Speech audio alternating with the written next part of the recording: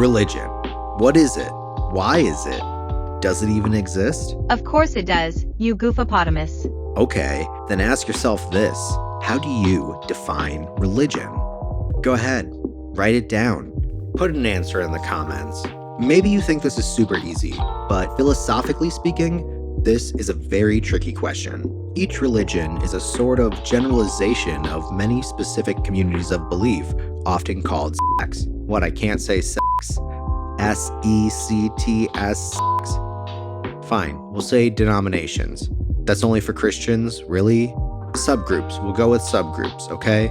Religions are made up of collections of subgroups that usually collect around specific places of worship and have specific beliefs and rituals. A subgroup can be as local as a neighborhood Catholic church, or as wide as all the people who make annual pilgrimages to Mecca. When you take a 50,000-foot view of these subgroups, you can begin to group them based on their commonalities into religions. But how common are these subgroups within a religion? Extremely different in some cases. In fact, the differences among these subgroups of the same religions have been so vast that they've caused political and social upheaval, violence, and all-out wars. How could people who so fundamentally disagree with each other fit under the same religion? And why do some differences separate religions entirely when others are totally fine to live under the same roof? This brings us back to the main question: what actually defines a religion? Maybe no one knows, or at least agrees. What about the dictionary definition? That's actually not a bad idea. According to Merriam-Webster, the primary definition of religion is a personal set or institutionalized system of religious attitudes, beliefs, and practices. Okay, how do you use the word religious in the definition of religion? That's like crazy, right?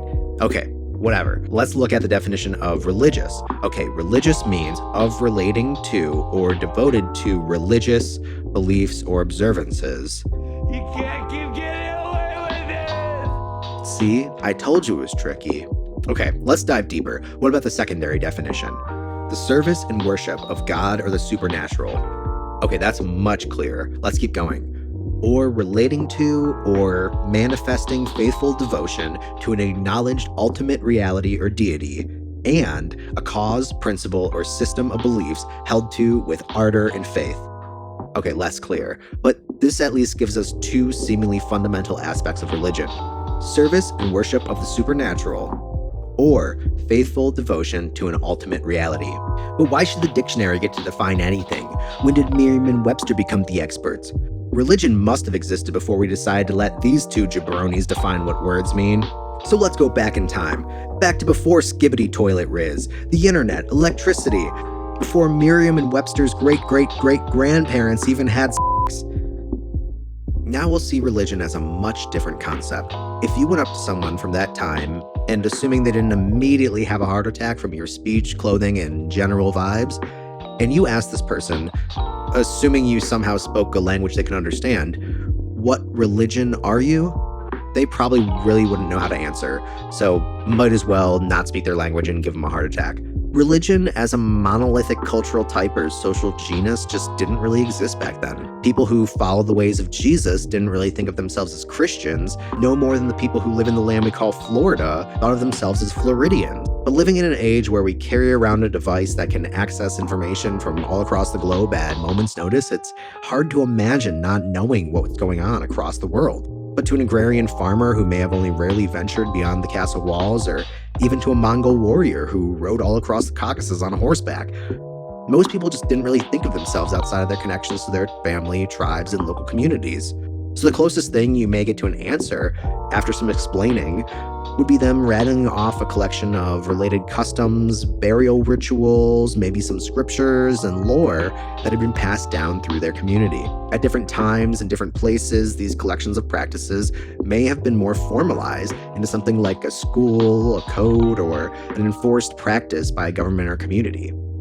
This is where we see religion begin to formalize into the broad definition we know today. Particularly in the Middle Ages and monasteries, members of the community committed themselves to live by a strict set of principles based on these particular beliefs, rituals, and scriptures of their time and place. Etymologically, this is actually where the word religion comes from. These codes, monasteries, and the people who abided by them and lived in them were often called religiones, Many of these codes could be extracted out to the following properties. 1. There is definitely a supreme deity. 2. This said deity should be worshipped. 3. Religious practice is cultivating the virtues of this deity. 4. Humans should seek repentance for wrongdoings against this deity. And 5. Humans are rewarded or punished in this life and the next based on their virtues or wrongdoings. Now, if you pluralize supreme deity to be supreme deities, it covers most of the commonalities of theistic religion. And it falls in line with the first part of M&W's definition, the service and worship of God or the supernatural. But what about religions that don't have a god? Is that even a thing? Yes, it is a thing. Many Buddhist and Taoist beliefs and practices have no god or divine realm. And what about atheists or agnostics? Although the belief there is not a god or one can't know if there's a god may seem to be the opposite of religion, they actually have a lot of overlaps. But come on, that just makes it so much more complicated.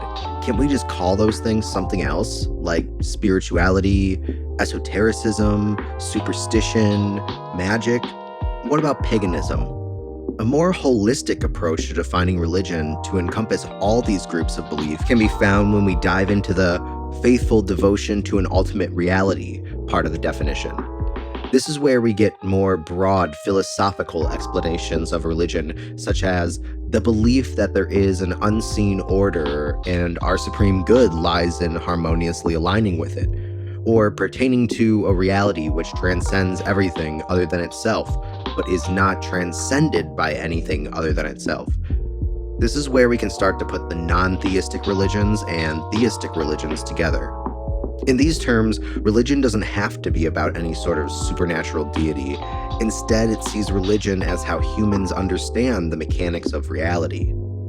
Religion is how existence, reality, and everything inside of it fits together to make up the continuity of objective experience. For example, I know that right now, if this video is being watched, you are watching this video. We can probably safely assume that you and I exist in the same spatial and temporal relationship. We can call this relationship our reality or our universe. Now, you may ask, how did I get here? Or how did you and I get to exist in a world where YouTube, the internet, and digital video compression all exist together? Or why does our universe let bad things happen to good people? Or even what happens when I stop existing in this reality? Now, we don't have to agree on an answer to these questions, but maybe we can agree they are answerable. The answer may not even be something humans have the capacity to understand. Maybe those answers are written down in a book that has been translated into nearly every language on Earth and can be found in the bedside table of most hotel rooms. Maybe Doug Forsett got the answer 92% correct. Regardless of what the answer is, if humans form rituals, believe, and write scriptures about their answer, then Baby, you gotta Religion. go on. in this sense, religion refers to the way you and other humans believe on the most deepest and most fundamental level how our reality works, with or without a god. Checkmate, atheists. You are religious. But come on, if that's all it takes, then what isn't a religion? Is democracy a religion? What about spaghetti? Is science a religion? Science can be seen as separate from religion, but through the lens of faithful devotion to an ultimate reality, science can look a little different. Science aims to understand how our universe works through reproducible experiments to achieve a more empirically objective standard of proof about our universe. They achieve this through following the scientific method. Even if the scientific method truly reveals the objective truths about how our universe works and reality functions, why does that make it have any more or less in common with other less provable explanations? Religion, as described in these overarching terms, is really just about believing in that unseen order and harmoniously aligning with it. Science is full of specific rituals, beliefs, and codes that must be followed or face the punishment of science. For example, chemists follow specific practices, wear special attire, and practice rituals when handling dangerous chemicals as prescribed by chemists past. Or what about the tenet of the Church of Space Travel that advises humans to wear spacesuits before leaving Earth's atmosphere, lest ye be drained of all vigor and vital humors? Maybe science and religion are different because there's a difference between believing and knowing. Science seems to be based more on what we can know and prove about why our universe and reality work, instead of what is only passed down through folklore or written as mythical accounts. What about economics? Are our economics a system of religion? People describe the markets as an invisible hand. Some financial analysts see stock prices less based on what a company is actually worth and more about what the general market believes that company to be worth. So if religion is so vague that we can start making cases that everything is a religion, how do we even know religion is a real thing?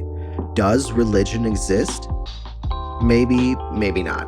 Look, we all have beliefs and understandings about the ultimate truth of the universe, but are they any different from our beliefs and understandings about the ultimate truths of other systems? What makes the rituals, rites of passage, and beliefs of economics, arts, politics, and other disciplines any different from those of religion? Maybe we've gone too wide. Of course religion is a thing. Otherwise, why would it be a thing? Maybe this ultimate truth approach leaves too much for interpretation. What if we just got more flexible with God and the supernatural? What is the supernatural? Anything outside the natural world? Well, even if you believe there's nothing outside the natural world, isn't that still a belief about what exists outside of there, therefore a belief in the supernatural? Is God still a God, even if God is defined by the way the natural universe works? Philosophers have many different terms and arguments about these types of questions. Some say religion is specifically those systems that transcend the political, cultural, geographic, and economic, and all those other systems. They define religion by exactly what it is not.